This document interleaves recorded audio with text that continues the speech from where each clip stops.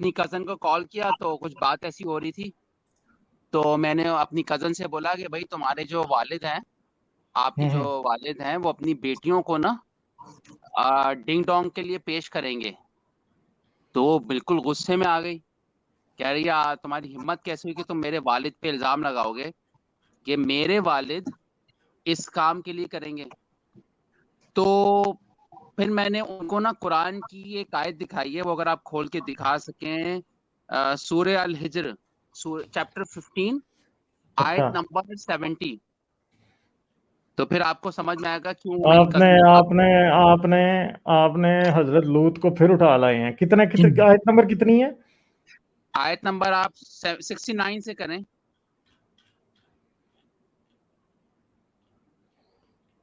तो वैसे अगर बताओ तो गुस्से हो जाते हैं हमारे मोमिन दोस्त, लेकिन जब हवाला दो तो फिर वो फोन रख पटक देते हैं, क्या करें। चलें, कोई बात नहीं, समझ जाएंगे एक दिन। तो चैप्टर 15 है, 69 से निकालने 2-3 आयतें हैं उस तवातुर के साथ। बस निकल आइए, एक सेकंड। तो फिर हम हमारी में सरकारी से भी ये राय सूरह लेंगे हिजर है, क्या रहा। ये सूरह हिजर है जी, आयत नंबर 69। मैं और यहाँ से खुदा पढ़ से दूं? डरो। हाँ, अच्छा, पढ़ आप दें पढ़ पढ़ दें। दें। और खुदा से डरो और मेरी बेआबरूई ना कीजो। वो बोले, क्या हमने तुमको सारे जहां की हमायत तो तरफदारी से मना नहीं किया? उन्होंने कहा, अगर तुम्हें करना ही है तो मेरी लड़कियां हैं, बेटियां। इनसे शादी कर लो।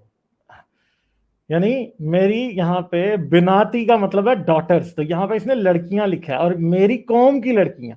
ये बनाती का मतलब है मेरी मेरी बेटियां हैं। ठीक है।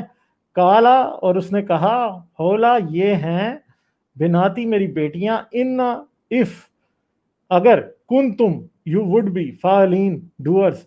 डूअर्स का मतलब है अगर तुमने करना है तो इनके साथ कर लो। शादी ठीक है, का ये वर्ड यहाँ उर्दू पे। में आया होगा, हाँ, अरबी में शादी, शादी। इसने इनसे शादी, यानी ये जो फतेह मोहम्मद जलांधरी है, उसने कैसा इसका तर्जुमा में कैसी मेंटल जिम्नास्टिक की है कि सारा तर्जुमा ही बदल दिया। हालांकि वो क्या कह रहा है, उसने कहा, ये मेरी बेटियां हैं, तुम इनसे फालीन, यानी फेल इनसे कर लो, इनके साथ काम कर लो तुम जो तुमने करना है।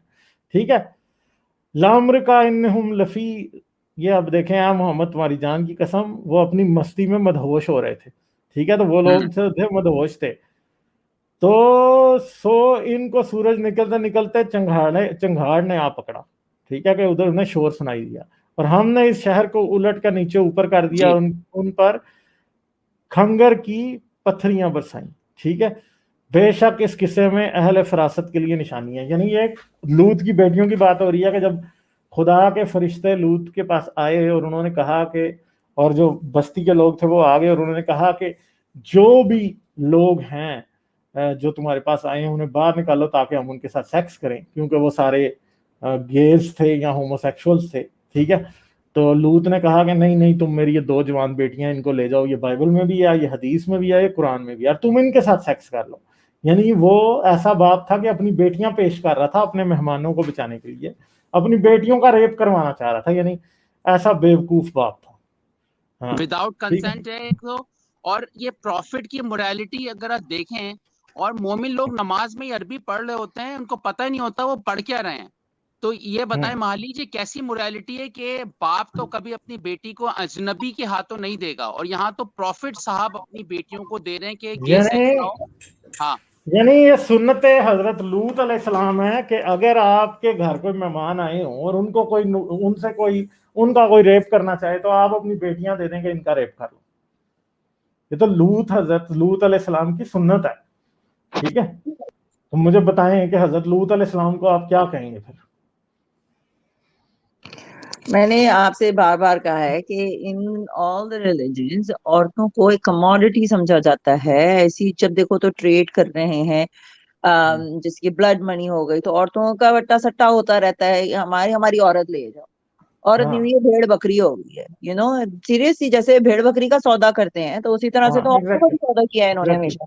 हमेशा। That's all I can say, कि जब तक ये मेंटालिटी नहीं निकलेगी, यानी आप, अब मुझे इतना बाइबल का तो नहीं पता, कि आई एम श्योर कि उसमें भी कुछ औरतों के बारे में सेक्सुअलाइज ऐसी ही कुछ लिखा होगा, मगर कल मैं साइंस जर्नी को सुन रही थी तो वहां पे मैंने जो चीजें सुनी, मेरे तो कान नहीं, आई वाज लाइक कि किस तरीके से, और वो पूरी उसमें टेक्स्ट में लिखा हुआ है।